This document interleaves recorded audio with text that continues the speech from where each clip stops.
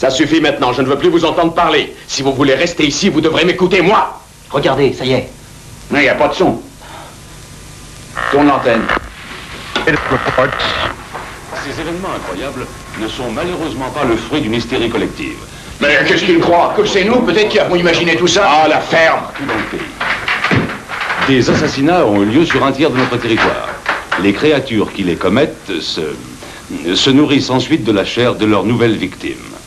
Les premiers témoignages émanant de gens ayant évidemment très peur sont encore dans leur ensemble terriblement confus, ce qui est tout à fait normal. Les officiels et les journalistes ont d'abord cru à des témoignages de la plus haute fantaisie, la description des meurtres commis étant trop horrible. Cependant, les rapports sont des plus précis. Des médecins ont examiné de nombreuses victimes. Ces examens ont prouvé formellement l'acte de cannibalisme. Elles ont toutes été en partie dévorées. Une nouvelle dépêche vient de tomber. Et nous en prenons connaissance ensemble. Il s'agit du tout dernier rapport provenant du quartier général de la défense civile à Washington. Nous avons maintenant la preuve que des êtres récemment assassinés ont retrouvé peu de temps après la vie et ont immédiatement attaqué d'autres personnes. Les pompes funèbres, les morgues et les hôpitaux sont arrivés à la conclusion suivante. Tous les morts non ensevelis reviennent à la vie, recherchant de nouvelles victimes. Il est difficile de croire ces dépêches, mais toutes ont été soigneusement vérifiées et reflètent la vérité. Quand l'état d'urgence a commencé, radio et télévision avaient demandé à la population de ne pas sortir, de fermer toutes les issues chez eux. La situation ayant maintenant évolué, nous pouvons vous communiquer d'autres consignes de sécurité. Le comité de la défense civile a organisé dans tout le pays des centres d'accueil qui tiennent à votre disposition nourriture, médecins et infirmiers, sous la protection permanente de la garde nationale. Restez à l'écoute de notre station, nous continuerons à émettre toute la nuit. Nous vous donnerons la liste des centres d'accueil. Cette liste est très importante, elle vous sera communiquée toute la soirée. Cherchez le nom le plus proche de ces centres et rejoignez-le.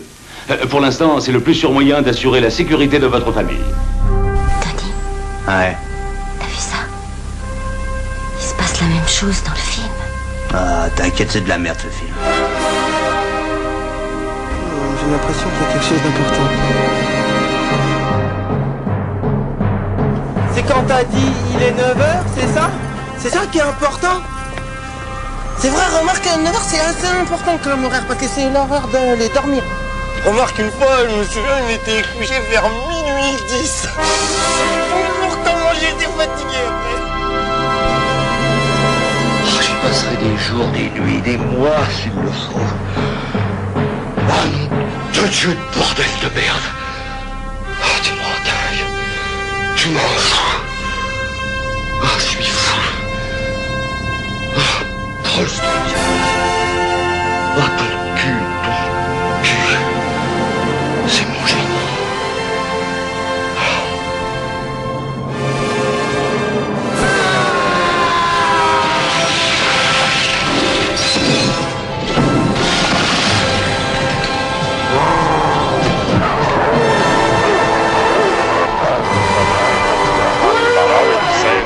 What is this?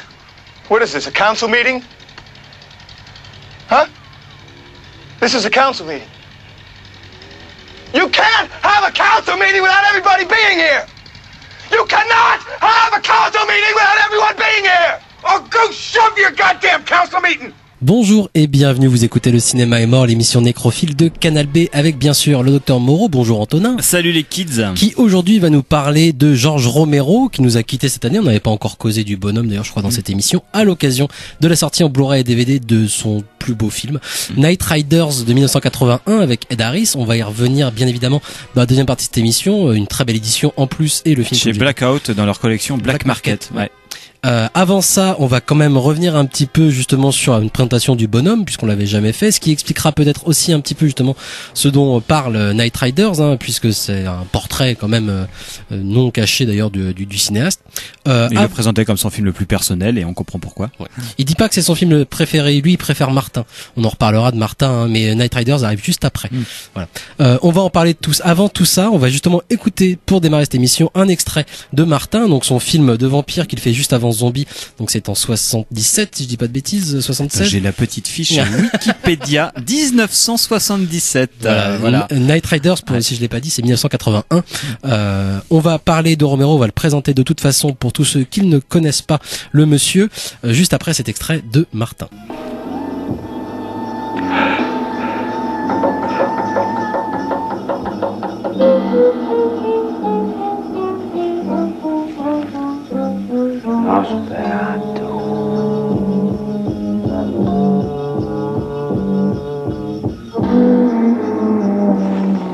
Les choses sont étranges. Parfois, je crois qu'ils vont m'attaquer et me tuer. J'ai déjà vu ça dans des films. On arrête les gens dans ton genre.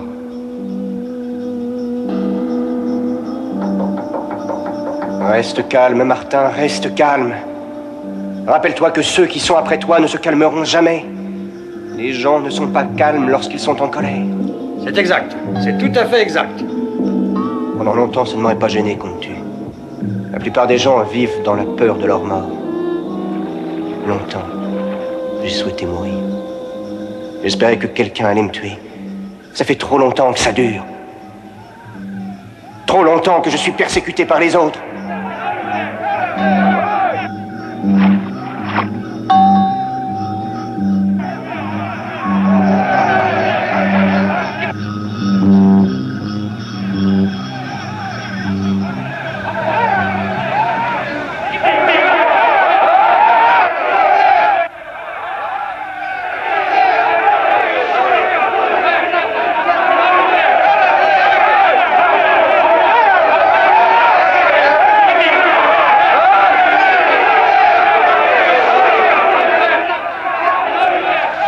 C'était donc un extrait de Martin de George Romero qu'on peut retrouver d'ailleurs, je le précise tout de suite, dans une belle édition DVD qui est sortie chez Wildside il y a une dizaine d'années.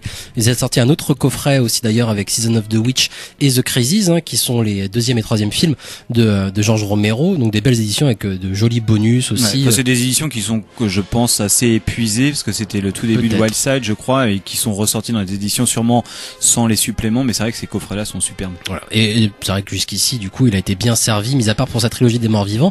Sa première trilogie des morts vivants en tout cas, là, qui a encore problème de droit, donc ça se balade un petit peu dans des copies pas forcément terribles. Savoir d'ailleurs que La Nuit des morts vivants va sortir chez Criterion avec plein de bonus et une copie enfin restaurée, ce qui n'était pas encore apparu jusqu'ici. La Nuit des morts vivants, donc le premier film de George Romero qui date de 68. Faut savoir que George Romero donc vient de Pittsburgh. C'est très important parce que tous ces films, en tout cas jusqu'à Night Riders, vont être tournés justement à Pittsburgh, une ville un peu dégueulasse quand même, faut bien le dire, ouvrière, pas belle, désindustrialisée quoi, enfin qui a subi de plein fouet la désindustrialisation massive suite aux crises économiques. Et lui, à la fin des années 60, donc il est installé là-bas, il crée une petite boîte de production où il tourne des films industriels, des pubs, des conneries du genre, et avec une bande de copains, en tout cas des gens proches, ils vont récolter suffisamment d'argent pour pouvoir réaliser leur petit film qui sera La Nuit des morts vivants. En le faisant vraiment par petits bouts comme ça, le film qui va du coup avoir un succès phénoménal à ce moment-là et qui va un peu révolutionner le film d'horreur aux États-Unis, qui aurait pu permettre très vite à Romero de travailler pour Hollywood. Il a eu très vite des propositions, bien évidemment, mais jusqu'à, en tout cas, Night Rider, justement, c'est important quand même. Donc pendant plus de 10 ans, il va absolument refuser justement de travailler pour les studios. Il va rester constamment indépendant. Ce que moi je trouve absolument fascinant, et on en parle parce que justement Night Rider parlera lui aussi de ça justement, quoi. La Nuit des morts vivants qui est pas évident. Moi, j'essaie de le revoir quand même. C'est pas évident pour une bonne raison. Faut savoir que donc Romero écrit, monte ses films et les réalise. Et ce qui frappe beaucoup quand on regarde La Nuit des morts vivants, c'est justement le montage. On peut penser que c'est un mauvais monteur ou que c'est mal réalisé parce que c'est bourré de faux raccords, alors que justement c'est prévu pour ça. C'est prévu pour choquer.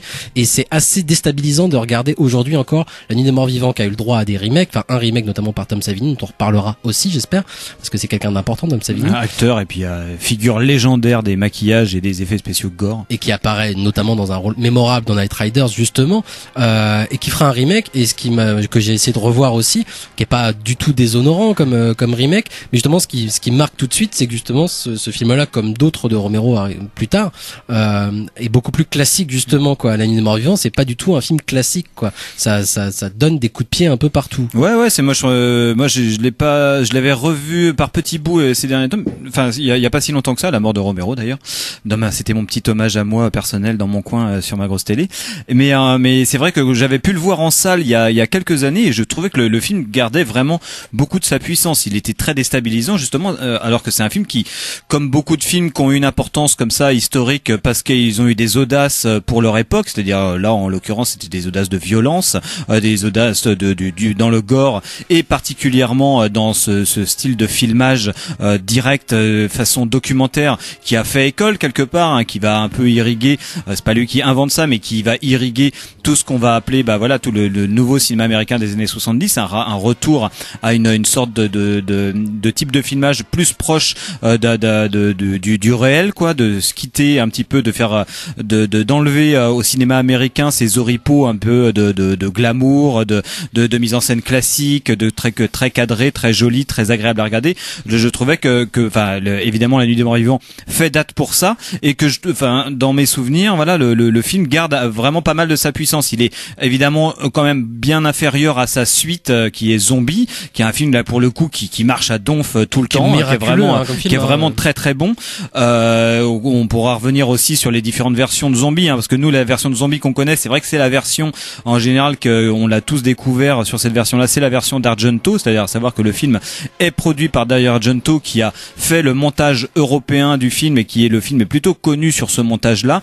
Et c'est vrai que pour avoir comparé les deux, aussi, hein, qui est oui, voilà, par les Goblins, mais pour avoir comparé essayé de regarder la version de Romero, alors est-ce parce que je suis trop habitué à la version d'Argento, mais je trouve la version d'Argento vraiment beaucoup plus punchy et beaucoup plus intéressante, et c'est aussi qu'il a un côté un peu plus presque pop quelque part le zombie par Argento, la version de par Argento. Il voulait quelque chose, Romero, c'est ce qu'il voulait, il voulait quelque chose d'un peu flashy qui corresponde justement à son époque, c'est toujours la question. Ouais. Tu vois, tu parlais du style de La Nuit des Morts Vivants, ce style documentaire qui est influencé énormément par justement ce que lui pouvait voir à la télévision à ce moment-là, à savoir les images d'actualité du Vietnam notamment, et à chaque fois il restera vraiment en accord avec ce qui se passe vraiment sur le moment où il fait le film, et les zombies du coup correspondent exactement ça c'est un truc absolument hallucinant chez Romero, c'est que dans toute sa filmographie il va y avoir, c'est quelqu'un qui, comme dirait le critique Jean-Baptiste Aurey, est à l'heure à chaque fois, enfin qui filme, qui est exactement une sorte de médium qui arrive à restituer dans ses films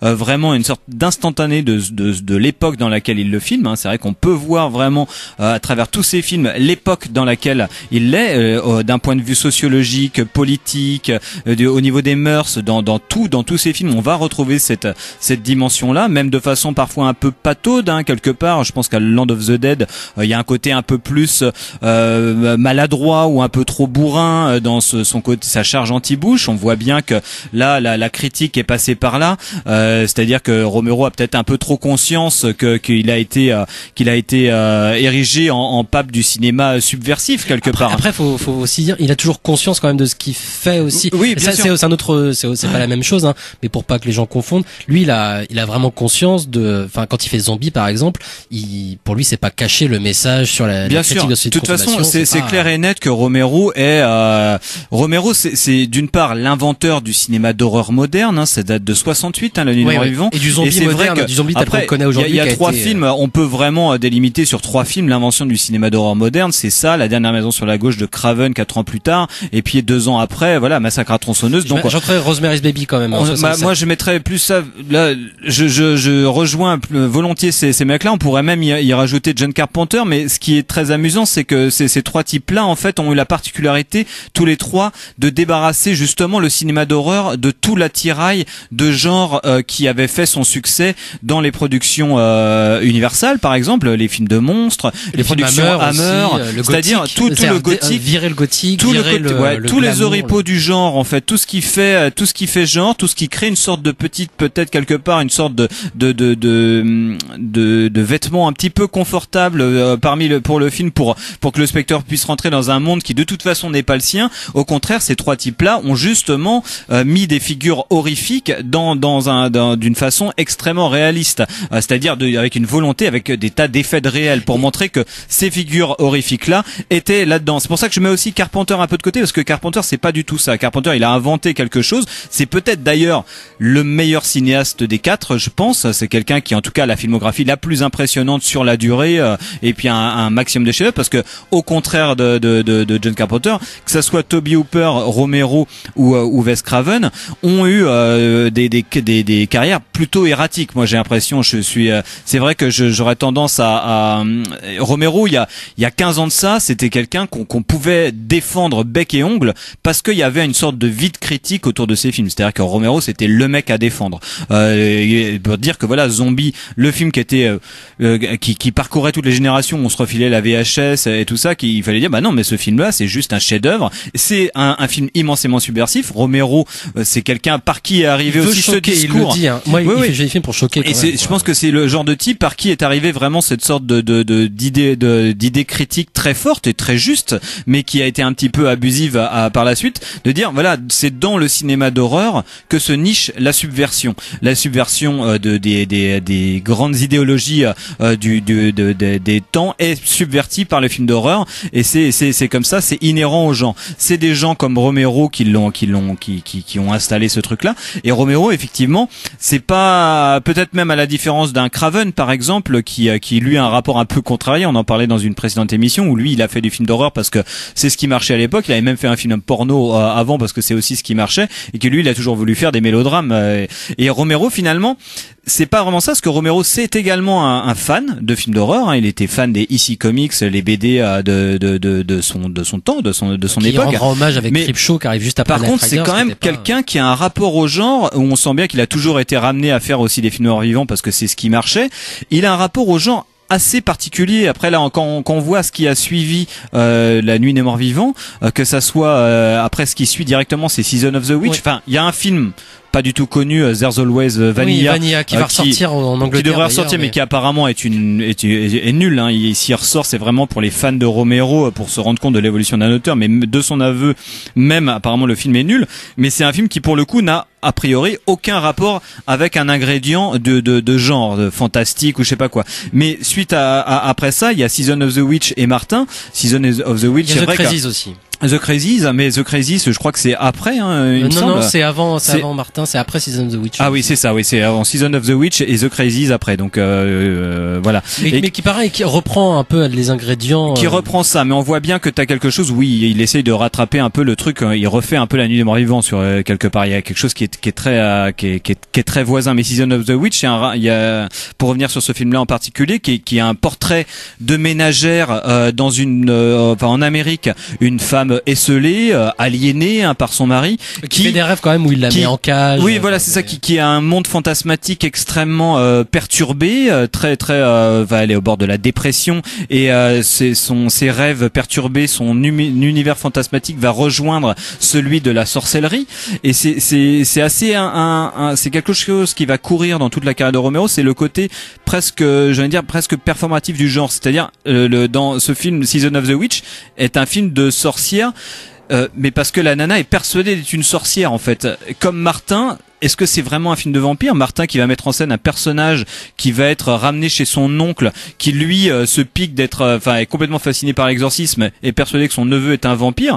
Effectivement, son neveu a besoin de boire du sang. Il a une pulsion d'aller boire du sang, et lui-même a un imaginaire. C'est filmé avec des séquences de flashback en noir et blanc où on le voit il y a 100 ans quand il était plus jeune, dans un univers justement mis en scène de façon un peu à la Hammer ou à la manière très genrée pour le coup, très le film ne cesse justement de remettre en question le réel contre la fiction. Et en fait, mais ce mec-là, on pourrait très bien regarder le film et se dire, mais non, mais le mec, il est juste complètement aliéné. Le mec, il a juste un problème, il a un problème mental, il a un problème d'aliénation, la solution qu'il a pu trouver pour s'en sortir et donner un nom à son mal-être, à son malaise existentiel, c'est le vampirisme quelque part. Ah, ça, c'est une façon de le voir. C'est une façon de le voir. Il donne jamais la réponse. Bien sûr. Mais par contre, c'est marrant ce rapport au genre qu'il peut y avoir, parce que c'est quelque chose qui va courir pendant toute sa filmographie. Parce Night Riders aussi. Night Riders, on va avoir ça, on en parlera plus tard, mais aussi voilà dans La part des ténèbres, il y a ce côté, ce que j'appelle le côté un peu performatif, c'est genre bon bah voilà, vu que je dis que je suis ça, donc je vais être ça. Et il y a ce truc là. Surtout. Et ça La part des ténèbres, c'est vrai que du La coup, part des ténèbres, on le voit bien. Ça parle d'un écrivain qui s'adaptait de Stephen King, avec qui il était copain et qui apparaît dans Night Riders d'ailleurs. Et La part des ténèbres, ça parle d'un écrivain qui a créé un personnage de fiction qui a beaucoup de succès et il décide de le tuer. Et ce personnage va prendre vie justement et va tuer tous les proches de l'écrivain pour justement, il tient tellement à être en vie. On en a déjà parlé, je crois, pour l'émission. Enfin bref. Et voilà, mais c'est un personnage de fiction qui prend vie justement quoi. Et c'est vrai que dans les films de Romero, on retrouve vraiment cette question-là de l'importance justement de l'imaginaire et à quel point il va pouvoir impacter le réel au point de créer une confusion totale. Martin est assez exceptionnel pour ça justement parce qu'à aucun moment dans le film on ne saura. Il laisse vraiment le spectateur décider de ce qu'il a envie de croire justement. Ouais, quoi. en fait c'est quelque chose qui est très propre à Romero et qui rejoint une de ses grandes thématiques, mais qui est cette sorte de frontière invisible. En fait, il a toujours travaillé là-dessus et c'est très visible dans ses films de zombies. En fait, c'est cette sorte de travailler cette idée qu'est-ce qui nous différencie des zombies. Et cette frontière-là est absolument invisible. Et il y a effectivement la frontière de l'être humain normal qui se retrouve zombifié. Il y a ça dans le corps, mais finalement tous ces films ne vont faire que travailler cette sorte d'indistinction totale entre les personnages et les zombies. Dans Land of the Dead, on le voit aussi.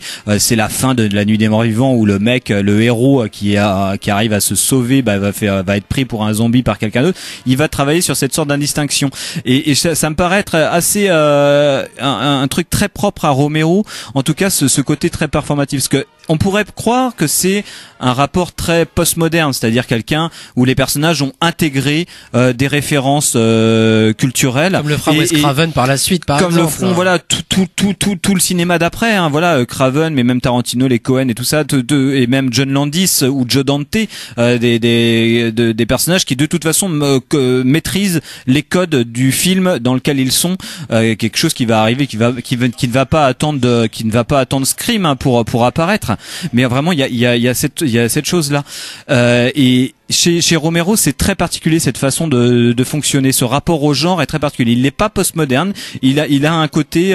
Même s'il fait de la citation parfois, hein, je pense à Martin justement où ils vont parler par exemple de l'exorciste dedans. Ils vont, comme tu l'as dit, faire quasiment des pastiches. Enfin, il va faire quasiment un pastiche de films de la Hammer, de films de vampires comme on les connaît. Mais en effet, il rentre pas dans le clin d'œil. Il rentre jamais dans le clin d'œil. Et il rentre même pas dans les trucs de genre. Enfin, moi, j'ai pas vu Creepshow. Hein. Je crois que c'est le seul film de Romero que j'ai pas vu. Sketch, hein, écrit par Stephen King. Alors, qui est le premier film justement où il avait beaucoup de moyens, où il travaille pour un studio et qui arrive juste après Night Riders.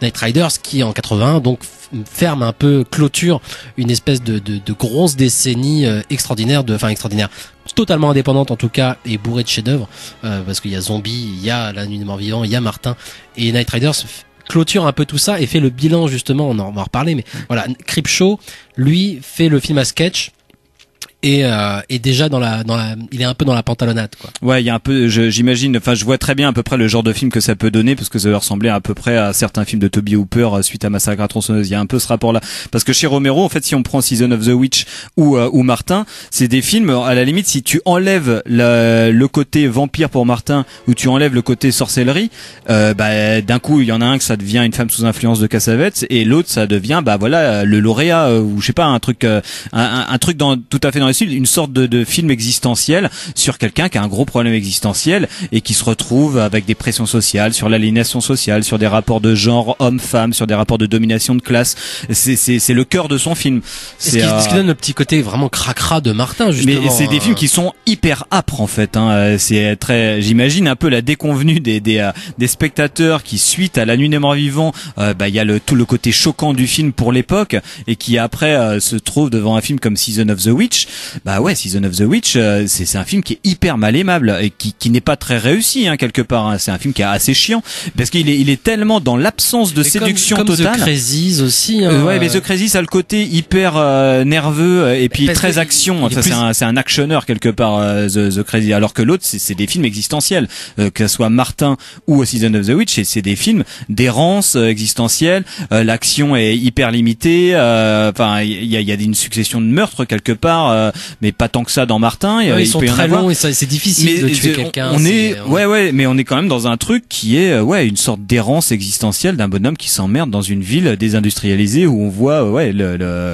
mais là pour le coup Martin c'est un film assez étonnant, qui tient la route vraiment, mais qui est hyper âpre, qui est assez dur, je trouve, et qui est un film qui est hyper déprimant quelque part et qui cerne de façon très très juste, et comme c'est le cas de beaucoup de films de Romero, l'état d'une certaine frange de l'Amérique à un instant T. Là, on en voit à Pittsburgh, une ville qui vieillit parce que les industries se sont cassées, ou commencent à s'en aller. Il y a plus de place pour les jeunes, ils ne peuvent plus trouver de boulot, donc tu vois qu'il y a une arrivée de la délinquance, des zonards, tu vois les vieux qui s'enferment dans une sorte de bigoterie, et il y a un rapport de césure totale entre les vieux qui n'arrivent plus à communiquer vraiment avec les jeunes.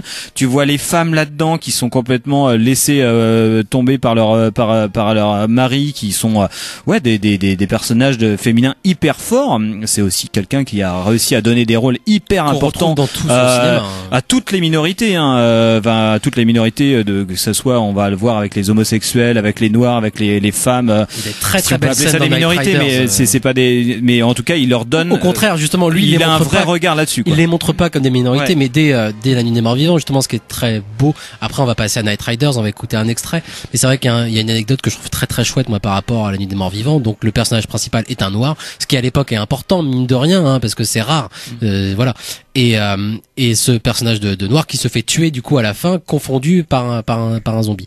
Et Romero a toujours dit non mais moi si je l'ai choisi c'est pas parce que c'était un noir, c'est parce que c'était le meilleur acteur que j'ai casté. Voilà. Et le coup de génie en fait du film, c'est de ne pas avoir modifié le rôle en conséquence de ce choix. C'est-à-dire que la grande nouveauté, c'est que justement le personnage est traité comme un personnage et non pas comme un personnage noir par exemple. Ce qui est à l'époque en 68 est pas évident.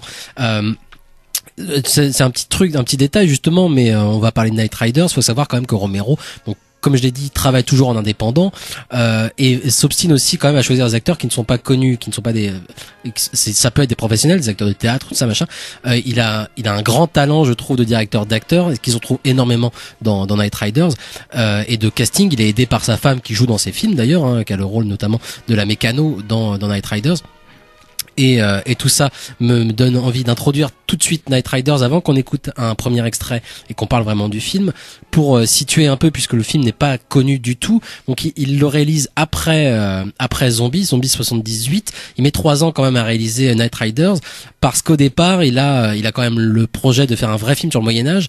Et comme tu le disais, donc pour revenir un peu en tout cas, il a vraiment le projet de montrer le Moyen-Âge tel qu'il est pour de vrai, quoi, d'oublier un peu justement le côté glamour que pouvaient avoir les films hollywoodiens sur le Moyen-Âge, qui était Ivanhoe, qui était le Preux Chevalier, ou des choses de ce genre. Même s'il s'inspire quand même de la légende du roi Arthur, il voulait vraiment faire ça. Évidemment, il n'avait pas les moyens de faire un truc pareil, donc il espère, en s'inspirant d'une association qui justement crée des foires où il recrée le Moyen-Âge, parler de ça, quoi. Un producteur lui dit non mais ça marchera pas, je le fais si tu mets des motos. Et Romero trouve ça comme forcément absurde. Le producteur c'est Sam Markov, voilà, pas n'importe qui, AIP Pictures. Et finalement, l'idée le travaille un petit peu. Il fait OK, c'est bon, avec ça justement j'ai mon scénario, et il va mettre un peu de temps du coup, et il va sortir Night Riders en 81, en sachant pertinemment que le film ne pourra pas fonctionner. Et aujourd'hui encore, on le sait nous aussi, c'est un film qui ne peut pas fonctionner, qui ne peut pas, en tout cas fonctionner en termes économiques, je veux dire, c'est-à-dire que ça ne peut pas attirer de public. On va en reparler juste après. On va écouter un extrait du film. C'est un extrait, donc c'est, si je dis pas de bêtises, celui où Brother Blue, ouais. Donc l'acteur Brother Blue, enfin c'était pas un acteur, c'était un poète de rue, raconte justement une histoire au roi Arthur, le King William, interprété par Ed Harris, forcément un moment merveilleux comme tous les moments du film, puisque le film est merveilleux de bout en bout. On se retrouve juste après cette petite histoire racontée par Brother Blue pour parler de Night Riders.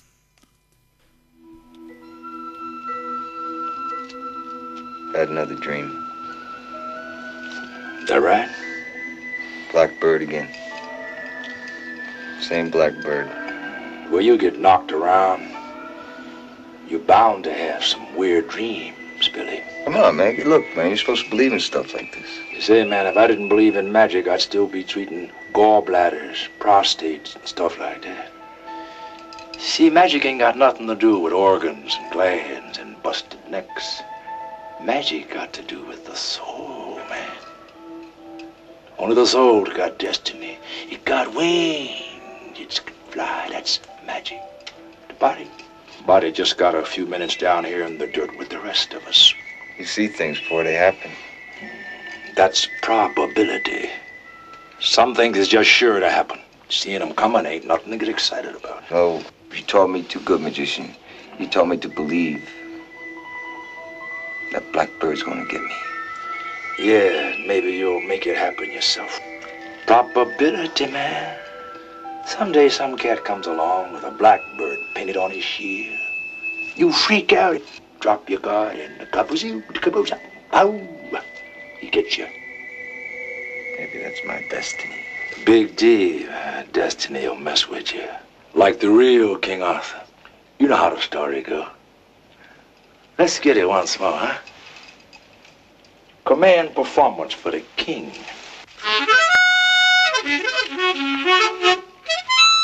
Ow. Once upon a time ago, what was he? Days of old when knights were bold, there was King Arthur. Oh, Merlin told him that his own kid would kill him. So Arthur sends all the babies in the land away on a boat, not knowing which of the many women he was always messing with might have had his kid. Boat wrecks in a storm. Destiny, Big D, you see, One baby lives, Arthur's baby. Nobleman finds it along the shore, raises it to be a fighting knight.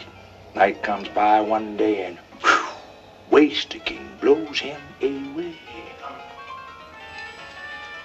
If Arthur hadn't have tried to stop it, it might never have happened. Of course, they only got the king's body. That's C'était donc un extrait de Night Riders de George Romero qui, je le rappelle, sort en Blu-ray et DVD chez Blackout dans la collection Black Market. Une très belle édition. On reviendra peut-être, si on a le temps, sur les bonus qui sont eux aussi très très chouettes et qui ne reprennent pas les bonus de l'édition anglaise et américaine ils ont été eux-mêmes faire leurs choses. Il manque peut-être justement le commentaire audio de Romero. Bref, Night Riders, donc un film de 81. Comme je l'ai dit, voilà, il a mis un peu de temps avant de le faire après Zombie. Enfin, 3 ans, c'est pas non plus énorme. Et qui va raconter l'histoire donc d'une troupe menée par Billy Davis, interprété par Ed Harris, dont c'est le premier rôle au cinéma, puisque comme je le disais, il prend pas des acteurs connus, mais c'est sans doute son meilleur rôle avec Abyss. Mais il est peut-être encore meilleur que dans Abyss. Oh là, voyons. Ouais, non. En revoyant le film, je me suis dit, il est tellement habité Ed Harris par ce rôle. C'est le rôle de sa vie, quoi. Il est exceptionnel dedans. Et pourtant, dans Abyss, il me fait pleurer aussi. Mais bon, là aussi, il me fait pleurer quand même. Moi, juste rapidement pour introduire, moi j'ai vu ça il y a très longtemps, Night Riders sur Ciné Classique, qui était une chaîne merveilleuse, qui passait beaucoup de films comme ça, qui était absolument pas disponible en France, Night Riders. Là, mis à part en VHS, dans une copie absolument abominable, il était pas disponible. Il est sorti il y a quelques années déjà en Blu-ray en Angleterre, mais voilà, c'est vraiment pas le film le plus connu de Romero, pour une bonne raison, et moi je me suis fait avoir aussi du coup quand j'étais plus jeune. C'est qu'évidemment j'avais vu Zombie, que Zombie c'était un film très important, comme pour beaucoup de monde, je pense, découvrir Zombie quand on est adolescent, ça fait quelque chose. C'est une voie d'entrée à la cinéphilie, Zombie. C'est très très important, et moi évidemment je suis un peu curieux, un peu quand même, tu l'admettras. je vais voir Night Riders, et comme beaucoup de gens, je pense à ce moment-là, je suis déçu, parce que je m'attends à, même si je sais très bien que c'est pas un film d'horreur, que ça sera pas forcément un film gore, mais d'avoir affaire à un film du type qu'a fait Zombie, je m'attends à un film au moins avec des trucs un peu cracra, justement, quoi. C'est mon attente un peu perverse et idiote, mais voilà, que beaucoup de gens peuvent avoir d'un film qui suit justement ça. Or justement, Night Rider, c'est peut-être l'un des rares films absolument non horrifiques et non genrifiques même de Romero. Du coup, déception, et je sais que je m'étais un peu ennuyé. Il faut savoir que le film dure 2h30. Alors moi, en le revoyant il y a quelques années, pour le coup, il y a pas très très longtemps, j'ai pris un plaisir comme j'en ai rarement au cinéma. C'est le genre de film qui quand même devient de plus en plus rare, où j'ai envie de vivre, vraiment, quoi. J'ai envie de faire partie, je connais cette communauté qu'il est en train de nous montrer, ce qui devient très rare aussi, ce qui était rare déjà à l'époque, hein, et je me sens je me sens faire partie de cette communauté, et j'ai pas envie d'en sortir. Je peux revoir le film plusieurs fois, même si c'est triste, même si j'ai évidemment des émotions, mais je peux le revoir, quoi. Mais en tout cas, pour dire que, comme beaucoup de gens, je pense, j'ai eu cette déception. Et Romero a fait le film en ayant tout à fait conscience de ça. C'est ça que je trouve fort quand même de sa part, c'est de savoir tout à fait que le film ne pourra pas, ne plaira à aucun public. C'est-à-dire que les gens le connaissent son travail, et donc vont attendre de lui quelque chose. Il leur donne pas ça, donc ça ne va pas leur plaire. Et les autres qui connaissent son travail n'iront pas voir ce film dans tous les cas. Donc le film ne peut pas fonctionner. Ouais, ou ils iront le voir et ils seront déçus, parce qu'après le film il est vendu, genre tu te dis c'est des chevaliers en moto, si. À la limite, c'est vendeur. Et donc tu te dis. C'est pour ça qu'ils avaient fait une affiche un peu particulière. Tu vois l'affiche qui est super cool, quoi. Mais on dirait que c'est une affiche pour Conan le Barbare, quoi. Donc forcément, le mec, il va voir ça. Ça se trouve, au bout d'1 heure, il s'en va. C'est sûr. Voilà. Mais il a eu raison. Mais il a été aidé par une productrice à ce moment-là, qui lui a offert un contrat de 3 films, ce qui lui a permis de faire ensuite justement Creepshow et puis Le Jour des Morts Vivants. Il était très content de faire ces films-là, quoi. Là, c'est la première fois justement qu'il a des moyens suffisants quand même, hein, parce que Zombie, même si c'est très impressionnant comme film, c'était un vrai film indépendant qu'ils ont fait vraiment avec pas des bouts de ficelle, mais en tout cas par des gens extrêmement motivés qui se donnaient à fond. Ils avaient un centre commercial qui leur été prêté, mais uniquement entre 2h et 7h du matin, la nuit, et du coup il fallait se donner à fond. Là il avait un peu plus d'aisance, et il le dit lui-même aussi, il arrive vraiment au pic pas de son talent, mais de sa facilité en tout cas à faire des films, et de sa capacité à faire un bon film. Et Knight Riders apparaît vraiment, c'est le climax de sa carrière en termes de qualité cinématographique. Même si lui préfère Martin, il est conscient que Knight Riders apparaît vraiment à ce moment-là, quoi. Ouais, je pense que c'est aussi dû au fait qu'il a son équipe, entourage, son entourage, évidemment, ça vient de là. Il a une équipe assez soudée, enfin qu'il a réussi à fédérer autour de lui une équipe. Il y a sa femme, il y a son producteur, voilà, tout le monde, et d'ailleurs ils occupent plusieurs postes en même temps. Il y a le producteur qui fait la musique, sa femme s'occupe du casting, voilà, en même temps qu'actrice, et tous les acteurs là pour le coup c'est assez pro, parce que là pour le coup les acteurs sont syndiqués, tout le monde est syndiqué, donc il y a un côté très professionnel dans le film. C'est l'aisance aussi qu'il y a pour le film, c'est peut-être le fait que lui ait un si bon souvenir de ce tournage, c'est que là d'un coup justement ils sortent un peu de leurs conditions archaïques de tournage pour avoir quelque chose où ils sont beaucoup plus à l'aise, et où ils le vivent bien, et ils vivent vraiment en communauté sur le tournage. Il va même se marier à la fin du tournage avec sa compagne, du coup, quoi. Il y a vraiment une atmosphère qui se ressent, je trouve, énormément dans le film, parce que justement l'un des points positifs quand même d'un des grands points du film, c'est de ressentir cette communauté, comment elle vit justement. Il nous montre ça régulièrement, les détails de l'organisation des festivals. Il y a 3 grands moments, 3 grandes parties grosso modo dans le film, qui sont montrées avec justement 3 grandes joutes des batailles, qui sont des fausses mais des vraies quand même, et on nous montre régulièrement justement comment cette communauté vit, sans passer par le film choral, ce qui aurait pu être le cas pour montrer comment il y a plein de personnages. Il aurait pu passer, non, il a cette capacité à montrer vraiment la vie d'une communauté, une multitude de personnages, les faire vivre, les faire exister, et être très très fort sans passer par des trucs scénaristiques. Oui, c'est dans l'action. Moi, ça me fascine, et moi, évidemment, ça me fait penser à du John Ford, parce que le film parle quand même beaucoup de ça, comment cette communauté va réussir à survivre, alors qu'ils sont vraiment persécutés par tout le monde. Ouais, je sais même plus si on a pitché le film, parce que pour le coup, le film est pas très connu, et on pourrait très bien ne pas le spoiler, mais juste pour pitcher, c'est des gens qui se sont mis un petit peu en dehors du système, et qui font des joutes médiévales, mais à moto, et de ville en ville, ils posent leurs chapiteaux, et ils créent des petits ils vendent leurs petits trucs pour ils vendent des petits objets et tout ça. C'est des sortes de comme une sorte de mini communauté, évidemment héritée des communautés hippies, qui va de ville en ville, et forcément à chaque fois ils se heurtent à des shérifs qui demandent leur petite part, ou qui en réclament une autre part.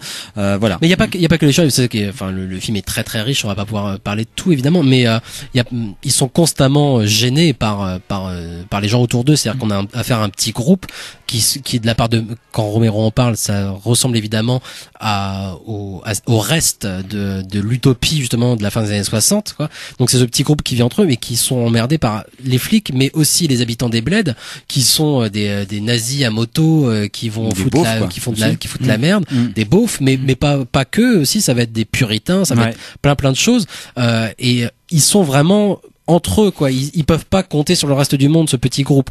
Et au sein de ce petit groupe, il va y avoir encore des divisions au fur et à mesure que le film avance. C'est-à-dire qu'ils sont menés par le roi William, donc interprété par Ed Harris, qui lui est un illuminé, qui refuse toute concession, dont on ne connaît pas du tout le passé, contrairement à d'autres personnages. Lui, on ne sait pas du tout d'où il vient, ni même ce qu'il va rechercher. Il dit qu'il veut combattre le dragon, vraiment comme s'il était convaincu. Voilà, il a son Moby Dick. On ne saura même pas c'est quoi son Moby Dick, mais par contre, il le pourchasse absolument, quoi. Et ce qu'il recherche en tout cas avant tout, c'est cette liberté de faire ce en quoi il croit. Et c'est lui qui mène cette troupe, les gens de cette troupe peuvent être là pour différentes raisons. Le personnage de Tom Savini, par exemple, qui joue Morgan, qui est un personnage superbe, lui, il explique qu'il est là parce qu'il aime les motos. Et c'est ça son grand truc, les motos, et que là, il se sent à l'aise et il peut faire ce qu'il aime, quoi. Et au fur et à mesure, du coup, ils vont être aussi abordés par l'industrie du spectacle, qui veut en faire un gros spectacle justement, qui correspondrait à son époque, alors que eux vivent en dehors de toute époque, quoi. Ils sont vraiment, c'est du Peckinpah, complètement, ces personnages là, et l'industrie du spectacle évidemment veut les récupérer, et donc il va y avoir lutte au sein même de la communauté, puisque certains veulent aller vers ça, pas forcément pour trahir les idéaux, en tout cas ils le voient pas comme ça, mais pour avoir la facilité de le faire. Il y a des discours que je trouve extrêmement intelligents dans le film, sans être lourdingue, mais sur justement cette capacité, comment faire pour continuer ce en quoi on croit. Il y a un moment, un personnage qui dit justement au prince, au roi, mais c'est pas, pour que ce en quoi tu crois continue, il faut aussi que tu vives. Si tu meurs, les idées vont mourir avec toi, et donc il faut être capable non pas de faire des compromis, mais d'accepter d'évoluer. Et le roi, pour le coup, à ce moment-là, dit non, je suis désolé, mais il faut mourir pour ses idées, quoi. Il est vraiment jusqu'au boutiste. Et moi je trouve ça absolument fascinant comme c'est montré dans le film. Donc voilà, ils vont se battre, et on a non pas à faire, du coup, c'est pour ça que tu disais, c'est assez difficile de résumer le film, et c'est pas l'intention qu'on a ici, mais on n'a pas affaire à des intrigues bizarres, on a affaire plus à une chronique, justement, de cette communauté, qui représente. À ce moment-là aussi, tu vois, on disait tout à l'heure, justement, Romero parle il est à temps, voilà. Et là, c'est exactement ça. On est en 81. Qu'est-ce qui reste de tous ces idéaux même du cinéma, justement, indépendant qu'a fait Romero? C'est surtout ça aussi. En fait, il reste un mini-groupe qui est constamment persécuté par tout ce qu'il y a autour. Qu'est-ce qu'ils vont pouvoir faire? Tu sens que lui, c'est un pur et dur quelque part. Enfin, c'est quelqu'un, comme on l'a dit précédemment, voilà, c'est quelqu'un qui vient clairement de la contre-culture, totalement, et qui a porté pendant toute sa vie cette idéo-là, au point d'en sacrifier quelque part sa carrière, parce que justement, en étant un auteur complet, en écrivant ses scénarios, en faisant les mises en scène, par exemple, la carrière de Romero, c'est un cimetière de projets inaboutis. Il y en a. Il le disait lui-même. Moi, j'ai vécu, ça va, parce que en fait, j'ai été payé pour tous les films que j'ai pas fait, parce qu'il a développé des films pour des studios, et puis finalement, c'est tombé à l'eau. Terrible pour lui, hein. Il a fait plein de films. Le Land of the Dead, il l'a fait grâce aux Français. Bruiser, il l'a fait grâce aux Français aussi, parce qu'au bout d'un moment, il y a eu une sorte le prestige critique qu'il avait a fait que des Français, notamment les mecs de Wild Bunch, ont mis du pognon là-dedans, Maraval et compagnie, donc ils ont produit Land of the Dead. Mais voilà, c'est quelqu'un qui est resté quand même assez droit, au point d'en sacrifier, qu'il a une filmographie, qu'il n'y a pas non plus énormément de films. Et c'est vrai que quand moi je viens de découvrir Night Riders, en fait, j'avais jamais vu ce film-là, je connaissais son existence, je savais qu'il était annoncé par son auteur lui-même comme le film son film le plus personnel, annoncé ici et là comme son meilleur film car le plus personnel, et des fois il y a ce fameux truc où je dis bon, ça se trouve c'est aussi peut-être le plus chiant. Il est peut-être très personnel, mais souvent, des fois, quand les auteurs font leur film le plus personnel, c'est le plus à cœur ouvert. Et des fois, c'est assez chiant. Donc j'ai jamais ils sont fait. En roue libre et qu'ils ont la liberté totale. Et c'est vrai comme que c'est le cas, ouais. hein. Et pendant un certain temps, le film en plus était absolument indisponible. Moi, au moment où je pouvais m'intéresser à Romero à fond, le film là, tu pouvais pas le trouver. Tu le trouvais nulle part. C'était impossible à voir. Il devait passer donc sur les chaînes du Cap que j'avais pas. Et même depuis quelques années qu'il est disponible en Blu-ray, j'avais même jamais fait l'effort de regarder ça. Je l'ai même regardé avec une petite once d'appréhension. Je me dis bon, ça se trouve ça va être sympa, mais sans plus. Et en fait non, c'est terrassant. J'en parlerai, mais si c'est pas nul. Mais ouais, mais c'est ça. Et en fait c'est vraiment terrassant. C'est un truc, c'est assez dingue. C'est vrai que c'est un film qui est effectivement à l'heure parce que il est bah oui, c'est un film de 80. Donc là les années 70 sont révolues et aussi les idéaux des années 60 avec lesquels Romero a toujours ont déjà été mis à mal dans les années 70. Voilà, on va pas refaire l'histoire. Les écrits de Torel l'ont fait. Il y a eu son film qui est sorti dernièrement. Oui. Là, on est vraiment dans un film qui parle clairement de ça. C'est un moment, on a eu la contre-culture qui naît, cet espoir un peu fou qu'on va pouvoir changer la société. Finalement, on se dit bah là, ça ne va pas marcher. Donc, on se met en communauté, des petites communautés qui vont vivre en autarcie, qui vont essayer de vivre dans les communautés leur idéal, mais on a abandonné de l'idée de changer la société dans son ensemble. Évidemment, dans les années 80, au tout début des années 80, là, c'est clairement, on a abandonné totalement et l'époque n'est plus du tout à ça, quoi.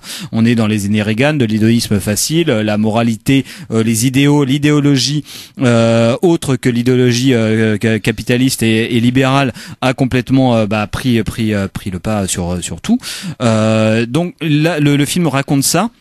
Le film va raconter comment cette communauté-là, comment on arrive à vivre et il le fait, en fait, ce qui est assez intéressant, c'est que, comme tu l'as cité, c'est vrai qu'on dirait un film on pense à beaucoup de films, mais de la façon qu'il a de gérer cette communauté-là, on pense beaucoup à Ford. Vraiment dans cette façon que pouvait avoir John Ford de s'intéresser à qu'est-ce qui fait tenir une communauté, quels éléments il faut expulser pour la faire vivre et qu'il faut en même temps les réintégrer, la façon le compromis permanent qu'il faut trouver pour qu'une communauté tienne debout. Alors chez Ford, on est encore à l'époque où cette communauté-là vaut comme allégorie des États-Unis dans son entier, chose qui n'est plus possible à l'époque de Knight Riders, où la communauté, c'est la communauté, on arrive dans des situations tribales, et où en plus l'industrie du spectacle s'immisce pour récupérer tout ce qui est de l'ordre contre-culturel pour le transformer en spectacle. Chose qui est en plus arrivée à Romero lui-même, parce que Romero qui invente un des seuls mythes proprement cinématographiques, parce que même si le zombie a une origine haïtienne avec une origine religieuse, c'est quelque chose qui n'était pas voulu par Romero. La figure du zombie est une sorte de figure cinématographique comme le cinéma en a créé finalement assez peu. Il y a eu King Kong, Chaplin, mais il y a très peu de figures spécifiquement cinématographiques qui vont s'émanciper du film où elles sont nées. Le zombie, on voit bien maintenant, il y en a partout. Enfin, il y a des séries avec des zombies, des films avec des zombies. En fait, il est arrivé aux zombies, ce qui allait peut-être arriver au personnage de Morgan dans Knight Riders quand les sirènes du capitalisme l'attirent vers elle, où il va devenir une sorte d'icône. Ils vont le transformer en une sorte d'icône pop et le porno, le porno où le dévider un petit peu tout son garder que les oripeaux, en fait, garder que l'apparence, garder que le fait que c'est quand même super cool d'être en chevalier et en moto, voilà, et d'enlever tout ce qu'il pouvait y avoir d'esthétique, d'idéologique derrière tout ça, chose qui est l'apanage du personnage de Ed Harris là-dedans, qui veut faire perdurer cette chose-là et qui est montré par Romero aussi comme un gros un intégriste quelque part. C'est ça que le film est passionnant. Le deuxième plan du film, c'est Ed Harris dans une rivière en train de se flageller. Enfin, il est tout de suite montré quand même comme un type un taré quand même, quoi. Taré, mais qui est suivi par tout le monde et que même nous en tant que spectateurs on a envie de suivre. Il est merveilleux. Ed Harris est exceptionnel, son personnage est fascinant, mais c'est vrai que par contre c'est un intégriste total en fait. C'est un intégriste total, mais en fait il a cette pureté des idéalistes, voilà, mais comme qui peut être celle de chez Peckinpah, des fois à la fin de Wild Bunch quelque part, et qu'on peut cette façon aussi, justement d'aller chez se John sacrifier. Ford, on va retrouver ça. C'est voilà, comment ne pas dévoyer son idéal. Lui il est à fond dedans, il a décidé de pas de fricoter avec rien du tout, au risque que sa petite communauté autour de lui se vide de son énergie, parce que finalement c'est très très dur de vivre comme ça, mais en même temps il pose de toutes les questions. En même temps, le film est hyper agréable à habiter, comme tu l'as dit, on a envie d'être avec eux. En même temps, tu te dis, ça a l'air d'être extrêmement compliqué. Enfin, faut quand même accepter de se faire tabasser par les flics, en gros. Et en même temps, voilà, il arrive à nous faire partager, absolument sans manichéisme, évidemment, toutes les opinions, toutes les visions du monde de chacun de ces personnages, pour arriver à un film qui vraiment a une sorte de bilan, assez hallucinant de ce que ça a pu être, les années 60, et un film aussi qui garde effectivement, de toute façon, comme tous les films qui sont de leur époque et qui sont bien ancrés dans leur époque, qui arrivent à la représenter totalement, ils gardent une actualité hallucinante celui-ci particulièrement, je comment trouve, être maintenant, quelle voie trouver quand on veut créer un autre mode de vie, vivre selon son idéal. Et c'est surtout ça, ouais, vivre selon quelque chose que tu t'es fixé. Ça peut être n'importe quoi.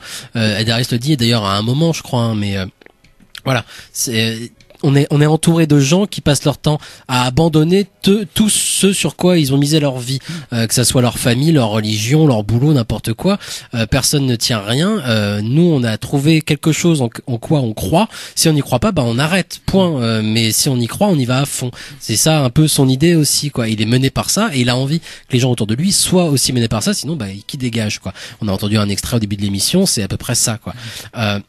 Et la force, comme tu le disais, moi, c'est vrai que c'est un truc qui m'a quand même vachement plu, même si parfois j'ai un petit doute sur 2 ou 3 personnages, mais il a affaire, et notamment, je pense, enfin, il y a 2 ou 3 personnages qui, moi, me gênent un petit peu. C'est justement l'agent qui va venir leur demander, un flic à un moment aussi que je trouve peut-être pas caricatural, mais justement qui, par rapport aux autres personnages, paraît un peu grossier, entre guillemets, quoi.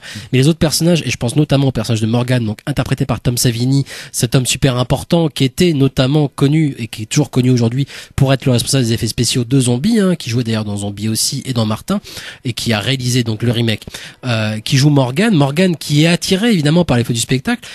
Il pourrait être un personnage extrêmement caricatural, le lourdingue, et non, c'est un personnage qui est intelligent, qui est aimable, on peut comprendre pourquoi il a envie aussi à un moment d'avoir une grande piscine et du luxe et de bien vivre, parce que lui il était là pas pour des idéaux au départ, quoi. Et malgré tout, voilà, il y a des discussions, il y a un dialogue possible, on a affaire à des personnages constamment intelligents en fait au sein de cette communauté, et c'est assez exceptionnel, je trouve, quoi, sans en faire un truc rabat-joie ou chiant, au contraire. Ouais, vraiment. Et puis t'as un côté assez généreux dans le film, c'est assez étrange parce qu'en fait il est sexy aussi. Et ouais, il est super sexy. De toute façon, même le film entier est assez sexy, et c'est justement là-dessus où je voulais dire aussi, c'est que c'est un film qui bizarrement est peut-être du coup son seul film qui n'est vraiment pas du tout un film de genre, même si c'est intégré, forcément les mecs se réfèrent à la chevalerie, donc ça va convoquer un imaginaire. Le film montre des coulisses, forcément, vu que on voit la mise en scène de ces choses-là, même si c'est en réel, c'est des vrais tournois, mais bon, tout est truqué, on peut pas vraiment se faire à fond, super mal. Au passage, les scènes de joute, moi je les trouvais exceptionnelles, mais par contre c'est aussi un film où pour le coup Romero, contrairement, où j'ai l'impression à ce qu'il peut faire, il prend en charge à l'occasion de plusieurs séances, plusieurs scènes du film, il prend en charge au niveau du spectacle le genre dans lequel son film voudrait s'inscrire, c'est-à-dire le genre de la chevalerie. Il le prend en charge par la musique, quelque part, parce qu'il y a une musique qui a des accents, de la musique de Conan le Barbare, la musique d'Excalibur, et qui a des accents la même comme ça. année, d'ailleurs. Par la photographie, où on a vraiment le tout début du film s'ouvre dans une scène. La séquence de joute sous le brouillard, il y a des plans extraordinaire. Et en fait, mais même dans les cadrages et tout ça, on sent que là d'un coup, pour le coup, on a un film où à aucun moment, on a un truc de genre ou un truc de fantastique qui pourrait s'immiscer là-dedans. C'est peut-être, d'ailleurs c'est ça, le vrai truc, c'est que c'est son seul film non fantastique, on va dire. Mais pourtant, c'est le seul film où la mise en scène, pour le coup, convoque quelque chose qui serait de l'ordre de l'élégie, d'iconique, où elle va quitter ce territoire où en général, elle est plutôt dans une sorte de réalisme, d'âpreté documentaire. Un chevalier au bord du lac. Il y a là, pour le coup, on est dans l'élégiaque total. Et le tout début du film, c'est ça. Quand il y a l'Indien qui arrive, là, on est dans une sorte de rapport, chose où tu sens que Romero est dans la magie. Il n'est pas dans la magie comme dans les flashbacks de Martin, où on sent que c'est un peu ironique, c'est un peu dans cette volonté, pas ironique, mais dans cette volonté de dire pastiche, et de se dire de l'ordre du fantasme, le fantasme avec lequel mon personnage habite, ou peut-être que c'est effectivement ses flashbacks, mais en tout cas ils sont mis en scène à la façon Hammer. C'est-à-dire que Là, en tout cas, ça correspond au personnage dans Martin, par exemple. Là, par contre, quand il y a justement ce plan où il est en train de faire chevalier cet Indien, c'est pas un point de vue du personnage. En tout cas, c'est pas comme ça que je le vois. C'est vraiment. non, là, il y a une volonté, d'aller dans l'épique, qui a vraiment qui s'est confondu avec la réalité totale, quoi.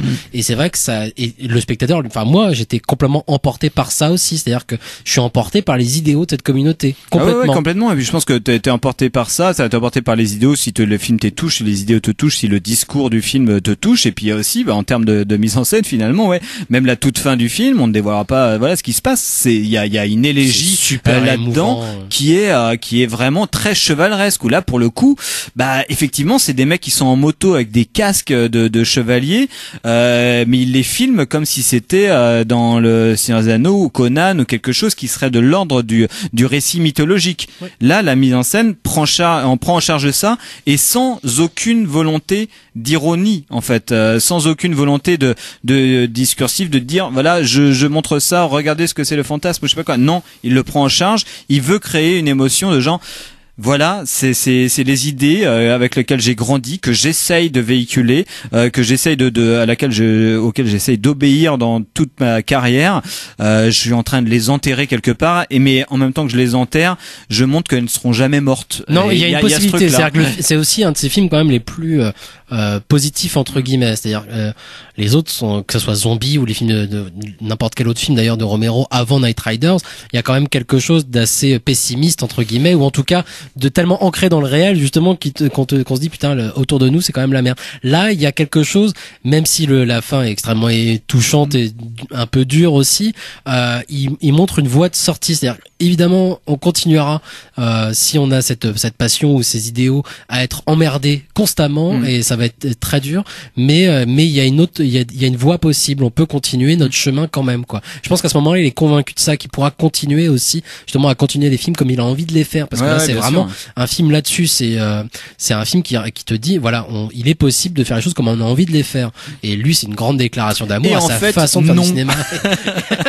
Et en fait non, mais de le revoir ça quand même, on se dit ah tiens, à l'époque il y croyait un minimum, même s'il avait conscience que ils étaient juste du coup vraiment une toute petite niche, quoi. C'était grotesque, mais cette petite niche elle va continuer à survivre grosso modo.